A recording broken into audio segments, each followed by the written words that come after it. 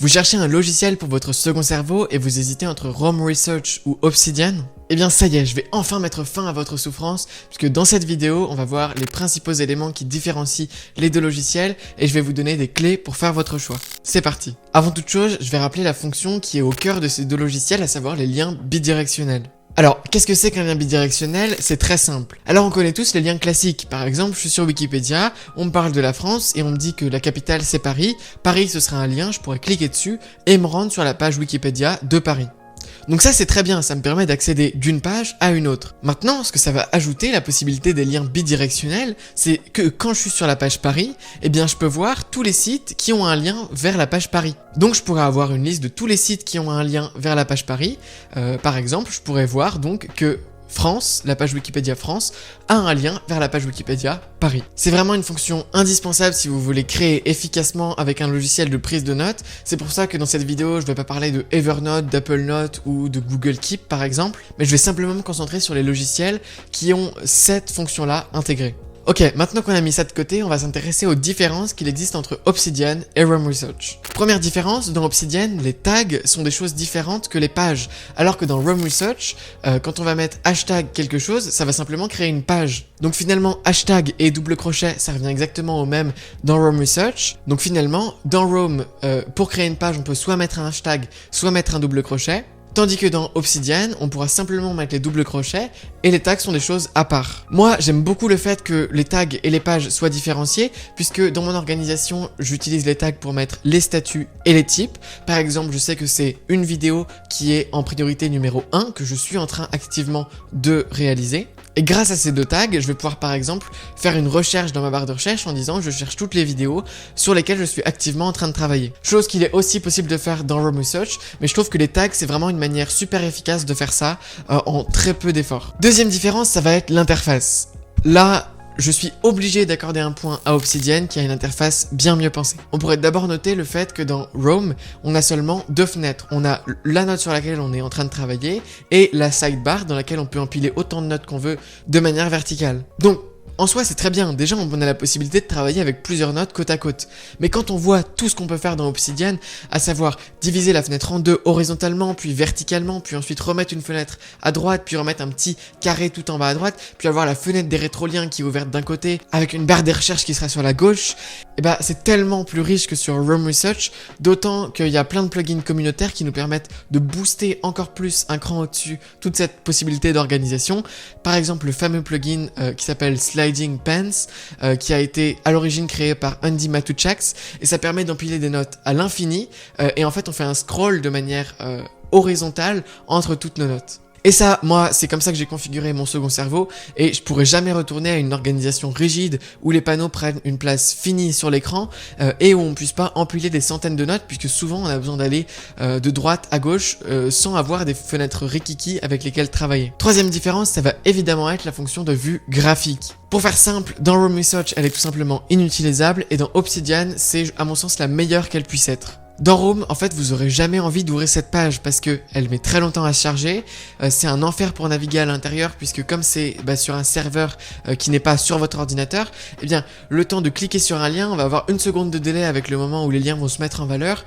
Puis ensuite, on va pas réellement voir les liens où ils vont, qui pointent vers qui ou autre. Donc c'est clairement une fonction qui n'est juste pas aboutie, ou du moins pas utilisable en tant que tel dans Rome Research. La seule manière de l'utiliser, cette fonction, ça va être de voir le graphe autour d'une note précise pour voir un peu tous les liens qui gravitent autour de la page qu'on est en train de voir. C'est une autre manière de visualiser les rétroliens si vous voulez. En revanche, dans Obsidian, le graphe il est super agréable, vous allez avoir des images à l'écran et surtout, moi je m'en sers énormément quand j'écris, je mets en fait le graphe autour du fichier actuel à 2 crans d'intervalle, comme ça me permet de voir tous les liens qui sont proches ou loin à la note que je suis en train d'écrire. Et ça me permet vraiment de voir des nouvelles connexions et au final d'avoir une écriture qui est meilleure que si je n'avais pas ce graphe. Maintenant, parlons du Markdown. Pour ceux qui ne savent pas, Markdown c'est une syntaxe qui vous permet de formater du texte sans lever vos mains du clavier. Vous n'aurez pas besoin, comme sur Word, de sélectionner du texte, d'augmenter la police de caractères et de mettre en gras pour créer un titre. Tout ce que vous aurez à faire, ce sera mettre un hashtag devant le début d'une ligne et ça mettra automatiquement un titre. Là vous allez me dire, oui, mais c'est une syntaxe qui est universelle, donc comment est-ce que l'un pourrait être meilleur que l'autre? Et c'est vrai, vous avez raison, en soi les deux sont plus ou moins équivalents. Cependant, un gros point négatif à Roam, c'est qu'on peut uniquement écrire en mode bullet list. Vous pourrez jamais avoir une note qui est simplement du texte comme sur Word, vous serez obligé d'avoir des listes. Alors ça peut paraître fou pour certains, finalement quand on l'utilise on s'y habitue très bien, mais là où je voulais en venir et surtout par rapport au problème du markdown, c'est que ces listes là elles s'exportent pas très bien du tout dans différents logiciels. Même si un jour vous décidez de passer de Roam à Obsidian, eh bien le fait que ce soit des listes partout, ça va par exemple faire en sorte que les titres ne seront plus reconnus. Parce que Obsidian, comme beaucoup de logiciels qui utilisent le markdown, n'arrive pas à prendre deux commandes à la fois, à savoir que c'est une liste, puis ensuite le hashtag qui va dire que c'est un titre, il va plus être reconnu. C'est-à-dire qu'on va avoir une liste avec un hashtag qui sert strictement à rien, puis le titre qui est derrière. Donc ça c'est un gros problème puisque si vous avez 1000 notes qui sont structurées de cette manière, que vous voulez les transmettre à un autre logiciel, premièrement, vous aurez que des trucs qui seront faits en mode bullet list. Pour moi, les bullet lists, c'est bien pour le brainstorming, mais il y a un moment où on en vient à écrire du vrai contenu, et là, il faut quand même avoir un minimum de sérieux, c'est-à-dire avoir au moins un bloc de paragraphe qu'on puisse écrire en sautant une ligne, sans avoir une nouvelle bullet list qui va se créer. Donc d'une part, vous aurez toutes vos notes en mode bullet list, et en plus, eh bien, tout le formatage que vous aurez fait sur Roam Research, il sera perdu dans vos autres logiciels, puisque on ne peut pas cumuler à la fois une liste, puis un titre. Donc ça, c'est quand même un assez gros problème, puisque même si c'est censé être un format super libre, reconnaissable par plein de logiciels, exportable facilement en HTML, etc., eh bien Roam, c'est comme s'ils avaient créé un sorte de langage propriétaire à leur application qu'il n'est pas facile d'exporter. D'autant que c'est quand même un logiciel qui coûte 15 $ par mois, donc il n'est pas impossible qu'un jour vous ayez un problème financier et que vous préfériez annuler votre abonnement à cette application, et que au final vous vous retrouviez avec une bibliothèque de notes pas forcément bien lisible par d'autres applications gratuites. Cinquième point, vos notes elles sont stockées sur leur serveur et leur politique de confidentialité est juste horrible. Bon, pour faire super simple, vos notes elles sont pas encryptées de bout en bout, ça veut dire que Roam Research ils ont la possibilité de voir vos notes aussi bien que vous. En plus, comme c'est un abonnement payant et en ligne, premièrement, vous n'êtes pas à l'abri que leur serveur à un moment il tombe en panne et que vous perdiez toutes vos notes. Et pour mettre la cerise sur le gâteau, ils sont pas soumis aux lois RGPD en Europe, puisqu'ils sont hébergés aux États-Unis, et donc ils sont soumis à la loi américaine. C'est les mêmes lois auxquelles sont soumis par exemple Facebook ou Instagram. Alors évidemment, ça veut pas dire qu'ils vont en faire le même usage, mais c'est simplement pour vous donner une idée que toutes les données que vous leur donnez, tout ce que vous mettez sur la plateforme, vos informations financières ou autres, pourraient très bien être un jour monétisées ou partagées avec des fournisseurs de services pour avoir de meilleures statistiques. Donc moi qui suis quand même assez attaché à ces problématiques-là, c'est ça qui m'a fait switcher de Roam Research à Obsidian il y a de ça à peu près 4-5 mois et je ne regrette pas une seule seconde. Mais vous allez voir ça dans la suite de la vidéo. Un autre point qu'on pourrait citer, c'est les thèmes et les plugins. En effet, Obsidian, ils ont une super communauté, il y a un forum super actif, tout le monde s'entraide, le logiciel est gratuit, il est pas open source, attention, mais il est gratuit, et donc ça pousse les gens à s'investir pour le bon développement du logiciel, premièrement en faisant des dons pour soutenir les deux développeurs qui développent l'application, mais aussi en créant eux-mêmes les fonctions qu'ils voudraient voir dans le logiciel. Du coup, il y a des centaines et des centaines de plugins qui ont été créés récemment, ainsi que des thèmes pour rendre Obsidian à votre image. Dans Roam Research, en revanche, vous n'avez pas de plugin communautaire, vous avez éventuellement des extensions Chrome ou autre chose comme ça qui peuvent se greffer dessus, mais ce sont vraiment des fonctions moins poussées que dans Obsidian, et au niveau des thèmes, vous avez une option de personnalisation, mais qui est quand même moindre.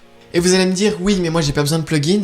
C'est vrai, mais je peux vous assurer que dans Obsidian, ça change vraiment la vie. Il y a des plugins comme Journey qui vous permet de vous montrer, vous cliquez sur 2 points sur votre graphe et ça va vous permettre de montrer le chemin le plus direct entre ces deux notes. Vous pouvez par exemple cliquer sur Napoléon puis sur Pot de fleurs et ça va vous trouver un chemin qui existe entre ces deux notes pour raconter des histoires super drôles et surtout pour créer des articles uniques. Une autre note que je pourrais citer à la volée, c'est par exemple Note Refactor qui vous permet de diviser une note en plein de notes permanentes automatiquement.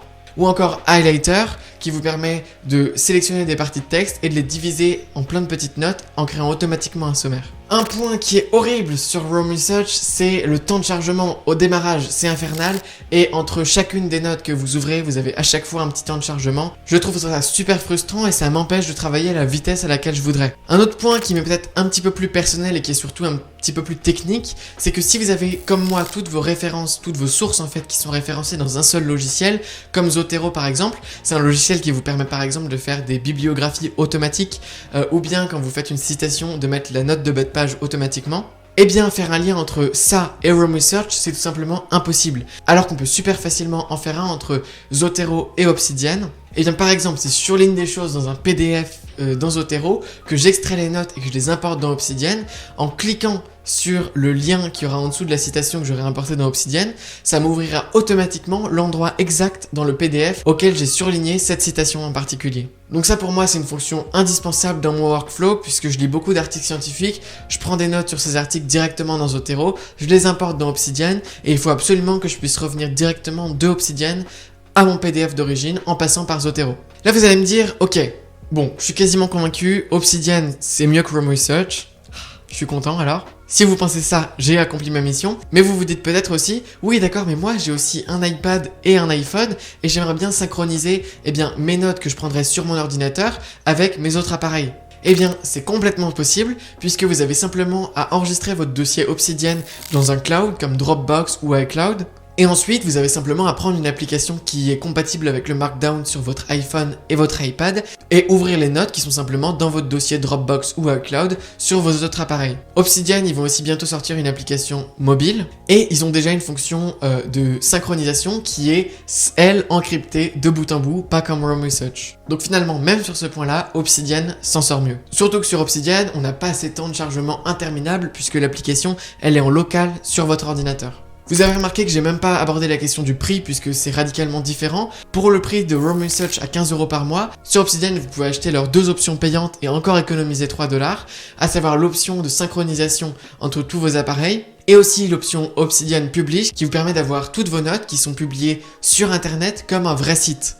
C'est-à-dire qu'ils vous permettent de créer un site à partir de vos notes et ils hébergent tout ça chez eux. Ils vous font un site super beau, un peu à la manière des notes de Andy Matuchak. Si vous n'avez pas encore vu, je vous mettrai les liens en description. Et évidemment, vous pouvez aussi utiliser Obsidian comme moi complètement gratuitement. Donc voilà, vous l'aurez compris, j'ai une grosse préférence personnelle pour Obsidian, mais attention, j'ai utilisé Rome pendant à peu près 5 mois et Obsidian pendant la même durée. Donc je sais réellement quelle est l'expérience utilisateur à l'intérieur de ces deux logiciels. Donc ma conclusion globale, c'est réellement aller sur Obsidian, point. Que vous soyez universitaire, que vous fassiez de la recherche par exemple, que vous ayez besoin d'avoir des références qui sont managées automatiquement, alors dirigez-vous vers Obsidian. Que vous soyez auteur, donc que vous ayez besoin d'écrire d'autres manières qu'uniquement avec des boulettes, ou que vous soyez simplement un utilisateur lambda, donc que vous ayez besoin d'aucune de ces deux fonctions-là, eh bien, économisez quand même 15 € par mois, bénéficiez de tous les plugins et de la communauté d'Obsidian et ayez au final les mêmes fonctions que vous auriez eues sur Rome. Je vais rapidement citer 2-3 autres alternatives que vous pourriez envisager, mais je vais rapidement vous dire Obsidian est mieux.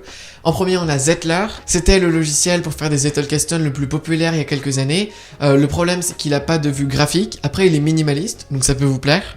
Ensuite, on a Notion, mais Notion, il est beaucoup trop rigide, il demande beaucoup trop de structure pour vraiment mettre en œuvre cette atomicité des pensées. Et ensuite, je citerai même pas les autres logiciels comme Evernote, Apple Note ou autres qui offrent pas la possibilité de faire des liens bidirectionnels. Donc pour conclure, Obsidian est le meilleur et vous pouvez tout de suite aller regarder mon tutoriel sur ce logiciel qui s'affichera ici ou en description. Si vous êtes arrivé à ce point-là de la vidéo, c'est certainement que vous êtes intéressé par la gestion des connaissances personnelles, sur optimiser son apprentissage, son organisation ou encore sa création. Et si c'est le cas, eh bien j'ai créé un programme. Il vous guide à travers un processus complet pour aller de la sélection de l'information à la capture des brides d'informations importantes dans cette dernière, à la déconstruction de tous les contenus que vous aurez capturés grâce à la méthode Zettelkasten dans Obsidian, à la création de contenu, puis à comment avoir une meilleure organisation pour pouvoir faire tout ça sans effort. Et tout ce contenu-là, il se résume en plus de 50 vidéos. Donc si vous voulez en savoir plus, il y a le premier lien en description. C'est un lien qui vous emmènera vers un descriptif de la formation. Et en passant par ce lien-là, vous obtenez aussi un code de réduction sur la formation. Mais je vous laisse aller voir tout ça en cliquant sur le lien.